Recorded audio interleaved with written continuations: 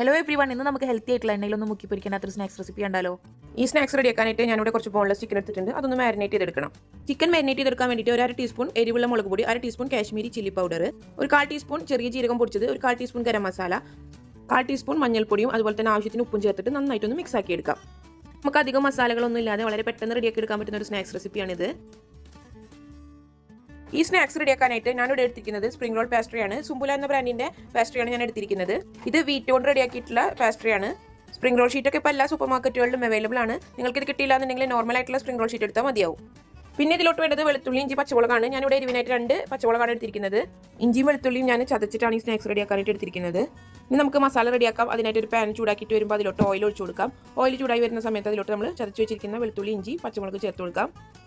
ഞാൻ എപ്പോഴും സ്നാക്സിന് മസാല റെഡിയാക്കുമ്പോൾ വെളുത്തുള്ളി, ഇഞ്ചിയും ചതച്ചിട്ടാണ് എടുക്കാറ്. ഇങ്ങനെ റെഡിയാക്കുന്ന സ്നാക്സിന്റെ ഫില്ലിങ് ഒരു പ്രത്യേക ടേസ്റ്റാണ്. അപ്പോൾ എല്ലാവരും ഇനി ഇതേപോലെ ഒന്ന് ട്രൈ ചെയ്ത് നോക്കണേ. ഇനി വെളുത്തുള്ളി, ഇഞ്ചിയൊക്കെ ഈ ഓയിലിൽ കിടന്നിട്ടൊന്ന് മൂത്ത് വരണം. ആ മൂത്ത് വരുന്ന സമയത്ത് ഇതിലോട്ട് മാരിനേറ്റ് ചെയ്ത് വെച്ചിരിക്കുന്ന ചിക്കൻ ഒന്ന് ചേർത്ത് കൊടുക്കാം. ഇപ്പോൾ നമ്മുടെ വെളുത്തുള്ളി, ഇഞ്ചിയൊക്കെ റെഡി ആയിട്ടുണ്ട്. ഇതിൽ ചിക്കൻ ചേർത്ത് കൊടുത്ത ശേഷം നന്നായിട്ടൊന്ന് മിക്സ് ആക്കി എടുക്കാം. ഇപ്പോൾ തീ വെച്ചിരിക്കുന്നത് ഹൈ ഫ്ലെയിമിലാണ്. നമ്മുടെ ചിക്കനൊക്കെ മിക്സ് ആക്കി എടുത്തിട്ട് ആ വൈറ്റ് കളറായി വരുന്ന സമയത്ത് നമുക്ക് മൂടി വെച്ചിട്ട് ഒന്ന് കുക്ക് ചെയ്തെടുക്കാം. ചിക്കൻ ഒരു 1/4 ഭാഗം കുക്കായി വരുന്ന സമയത്ത് ഇതിലോട്ട് നമുക്ക് ഒരു ക്യാപ്സിക്കം ചേർത്ത് കൊടുക്കാം. ഒരു ക്യാപ്സിക്കം മുഴുവനായിട്ട് തന്നെ ഇതിലോട്ട് ചേർത്ത് കൊടുക്കണം. ക്യാപ്സിക്കം ചേർത്ത് മിക്സ് ആക്കി എടുത്ത ശേഷം ഇതൊന്ന് നമുക്ക് കുക്കാക്കി എടുക്കാം. ക്യാപ്സിക്കത്തിന് അധികം വേവില്ലാത്തതുകൊണ്ട് തന്നെ പെട്ടെന്ന് റെഡി ആയിട്ട് കിട്ടും. ഇനി മസാലയിലോട്ട് കുറച്ച് മല്ലിയില അരിഞ്ഞത് കൂടി ചേർത്ത് കൊടുക്കാം. ഇപ്പോൾ നമ്മുടെ മസാല ഇവിടെ റെഡി ആയിട്ടുണ്ട്. ഇനി തീ ഓഫ് ചെയ്ത് കൊടുക്കാം. ഇനി നമുക്ക് സ്നാക്സ് ഫില്ല് ചെയ്യാനായിട്ട് തുടങ്ങാം.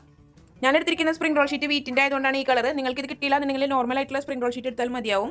ഇനി നമുക്ക് ഇതിനകത്തോട്ട് ഫില്ലിംഗ് വെച്ച് കൊടുത്തിട്ട് ഈ സൈഡിൽ നിന്ന് ഇതുപോലെ മടക്കിയെടുക്കാം. മടക്കിയെടുക്കുന്നതിന് മുന്നേ ഇതിൻ്റെ ഒരു അറ്റത്ത് നമുക്ക് ഒത്തിരി മൈദ പേസ്റ്റ് ഒന്ന് അപ്ലൈ ചെയ്ത് കൊടുക്കണം. അപ്പോൾ കറക്റ്റായിട്ട് ഒട്ടിയിരിക്കാൻ വേണ്ടിയിട്ടാണ് ഇതുപോലെ മൈദ പേസ്റ്റ് നമ്മൾ അപ്ലൈ ചെയ്ത് കൊടുക്കുന്നത്.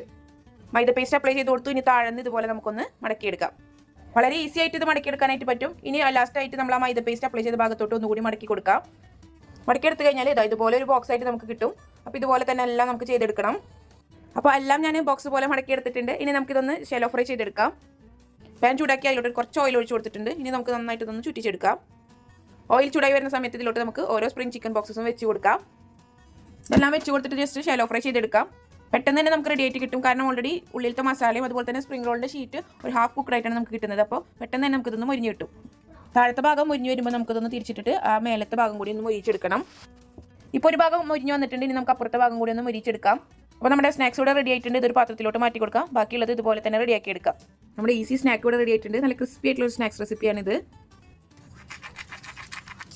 അപ്പോൾ ഈ ഈസി ആൻഡ് ടേസ്റ്റി ആയിട്ടുള്ള സ്നാക്സ് റെസിപ്പി ഒന്ന് ട്രൈ ചെയ്ത് നോക്കിയിട്ട് നിങ്ങളുടെ ഫീഡ്ബാക്സ് ഒക്കെ മറക്കാതെ കമൻറ്റ് ചെയ്ത് അറിയിക്കുക. വീഡിയോ ഇഷ്ടമായി കഴിഞ്ഞാൽ ലൈക്ക് ചെയ്യാനും ഷെയർ ചെയ്ത് സപ്പോർട്ട് ചെയ്യാനും മറക്കരുത്. അടുത്ത അടിപൊളിയായിട്ടുള്ള ഒരു വീഡിയോ ആയിട്ട് വരാം. അതുവരേക്കും എല്ലാവർക്കും താങ്ക് യു.